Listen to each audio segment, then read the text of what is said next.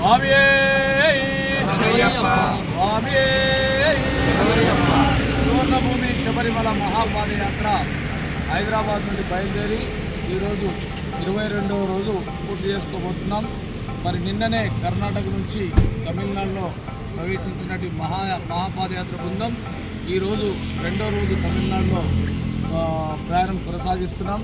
ఉదయమే ఒస్సూర్ అయ్యప్ప స్వామి ఆలయం నుండి బయలుదేరినటువంటి మహాపాదయాత్ర మధ్యాహ్నంకు ఉదనపల్లి గ్రామానికి చేరుకొని అక్కడ స్వామివారికి ఇష్టమైనటువంటి పడిపూజ మహోత్సవ కార్యక్రమం నిర్వహించుకోబోతున్నాం.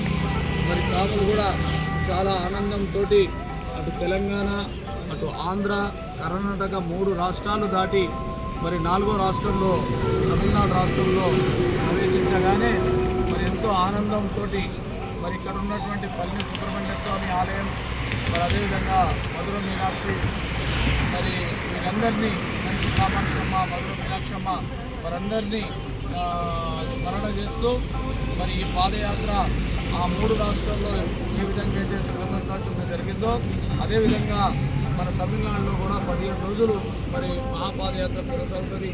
కావున మరి యాత్రకు ఎటువంటి ఆటంకులు లేకుండా కొనసాగాలని చెప్పేసి ప్రార్థన చేస్తూ మరి ఉదయమే ఈ యాత్రను ప్రారంభించుకొని మరి 2వ రోజు తమిళనాడులో మరి యాత్ర కొనసాగుతుంది. మధ్యాహ్నం అక్కడ పరిపూజ చేసుకుని రాత్రికి రాయపోటి గ్రామానికి చేరబోతున్నాం. స్వామి